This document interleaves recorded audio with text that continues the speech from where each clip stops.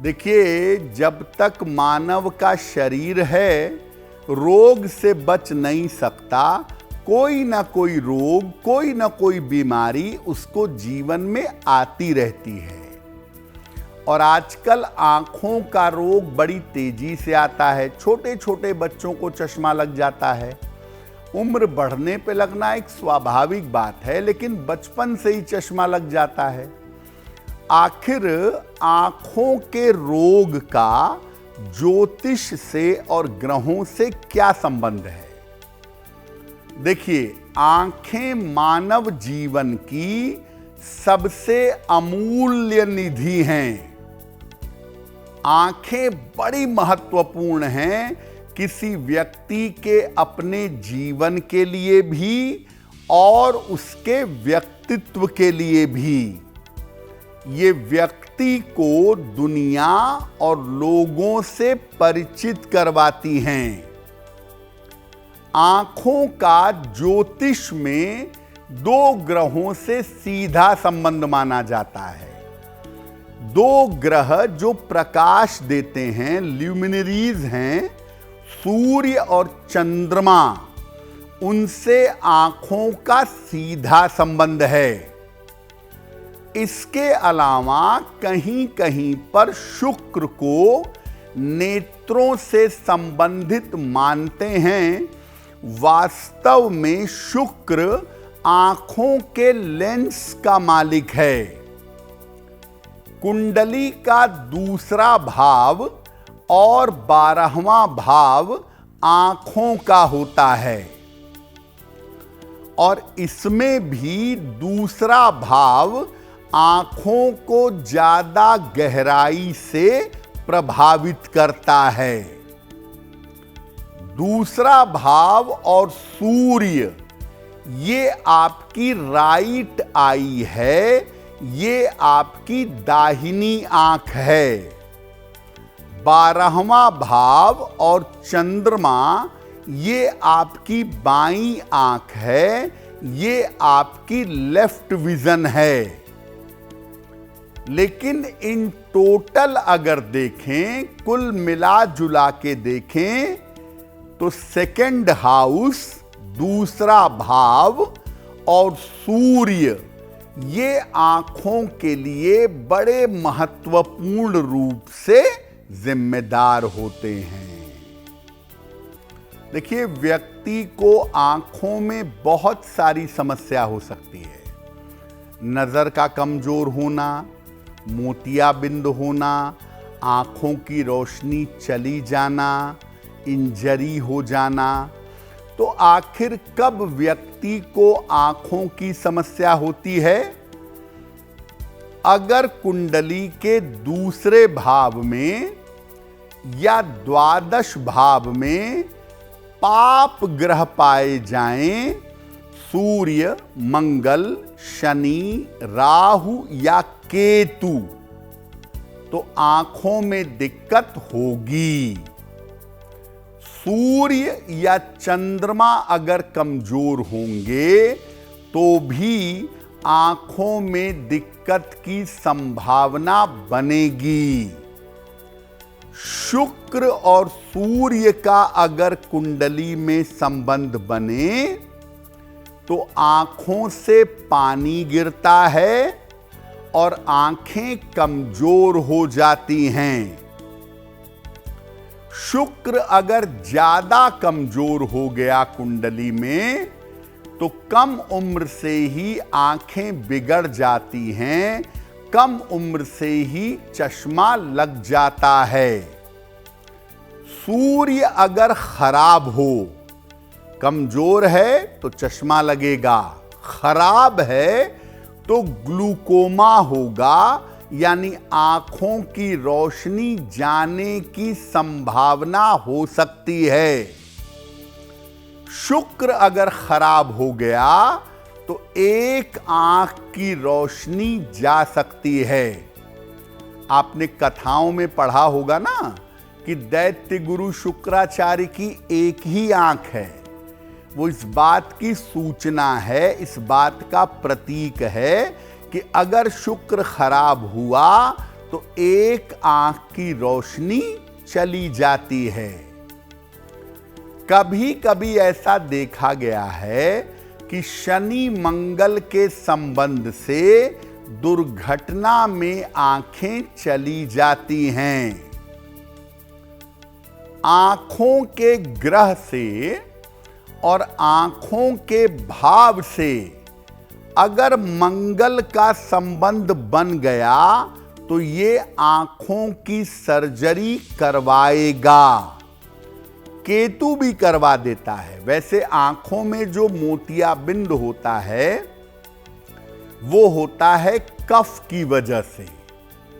तो जिनकी कुंडली कफ प्रधान है या जिनके चंद्रमा पर प्रेशर ज्यादा है, उनको मोतियाबिंद होने की संभावना होती है और ऐसे लोगों की आंखों की सर्जरी की स्थिति बन जाती है। देखिए, आंख का कमजोर होना बड़ी स्वाभाविक बात है। कुछ ग्रहों की वजह से और कुछ उम्र होने पर भी आंखें कमजोर हो जाती हैं। आंखों का कमजोर होना कोई बहुत बड़ी बात नहीं है, लेकिन आंखें लगातार कमजोर होती चली जाएं, लगातार उनकी नजर कमजोर होती जाए और पावर बढ़ता चला जाए, तब मुश्किल होती है।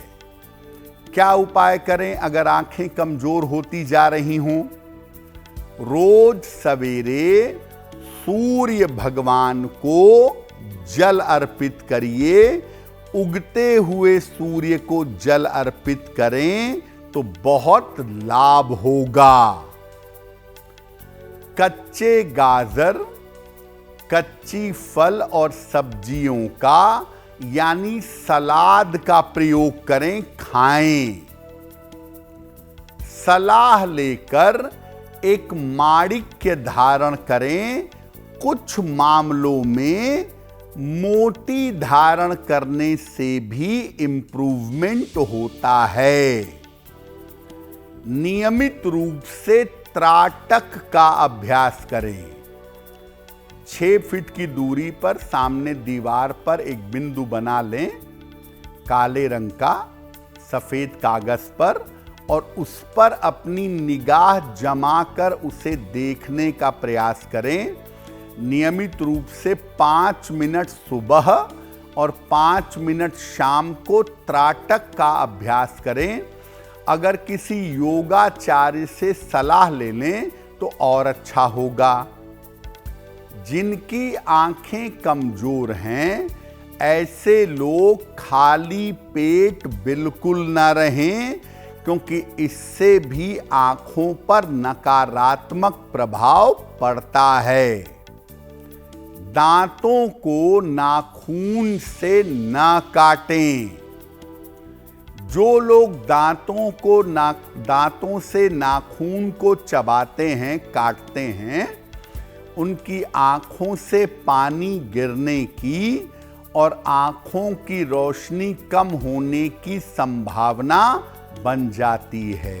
देखिए, बहुत बार ऐसा होता है कि लोगों की आंखों की रोशनी धीरे धीरे कम होने लगती है और ऐसा लगता है कि एक दिन आंखों की रोशनी चली जाएगी। या कुंडली में ऐसे योग होते हैं जो कहते हैं कि एक उम्र के बाद आपके आंख की रोशनी चली जाएगी या जा सकती है, ग्लूकोमा कहते हैं उसको। अगर कुंडली में ऐसे इंडिकेशन हैं कि आंखों की रोशनी जा सकती हो या आपके आंखों की रोशनी धीरे धीरे घट रही हो, तो क्या करेंगे? रोज सवेरे सूर्य भगवान को जल अर्पित करिए। सादा जल, प्लेन वाटर, उगते हुए सूर्य को जल चढ़ाइए। नियमित रूप से चाक्षुषी स्तोत्र का पाठ करिए और अगर चाक्षुषी स्तोत्र का पाठ नहीं कर पाते तो मोबाइल पर लगा के सुबह शाम सुनिए। सलाह लेकर एक माणिक्य या एक हीरा धारण करिएगा, लेकिन आंखों के लिए अगर हीरा पहनना चाहते हैं तो रिंग फिंगर में, अनामिका अंगुली में पहनिएगा। हर शनिवार की शाम को पीपल के नीचे सरसों के तेल का दीपक जलाइएगा, उससे भी लाभ होगा। ऐसा देखा गया है कि जिनके आंखों की रोशनी घट रही हो, अगर वो नियमित रूप से प्राणायाम करें तो उससे भी आंखों की रोशनी के घटने को काफी समय तक रोका जा सकता है। देखिए, अगर शुरुआत से बचपन से ही बच्चों की कुंडली में देख लिया जाए कि उनको आंखों में समस्या हो सकती है या आंखों में बड़ी दिक्कत आ सकती है, तो आप बचपन से ही उनसे उपाय करवा सकते हैं। 3 बातों का ध्यान बचपन से रखने पर आंखों की समस्या नहीं होगी। पहला, बच्चे को बचपन से सिखाइए कि वो रोज सुबह सूर्य भगवान को जल चढ़ाए, और अगर बहुत छोटा बच्चा है तो स्कूल जाते समय तैयार होकर सूर्य भगवान को नमस्कार करके तब स्कूल जाए। दूसरा, बच्चा नाखून चबाने की आदत बिल्कुल डेवलप मत करे, इस आदत पर शुरुआत से कंट्रोल करवाइएगा। और बचपन से ही बच्चे को सलाद, फल और कच्ची सब्जियां खाने की आदत डलवाइएगा। अगर ऐसा किया जाए शुरुआत से ही, तो आंखों में समस्या होने को काफी समय तक टाला जा सकता है। अगर आप मुझसे जुड़ करके अपनी समस्याओं का समाधान चाहते हैं और चाहते हैं कि आपकी समस्याओं को ज्योतिष के माध्यम से सुलझाया जाए, तो आप हमसे संपर्क कर सकते हैं, जुड़ सकते हैं एस्ट्रो तक पर।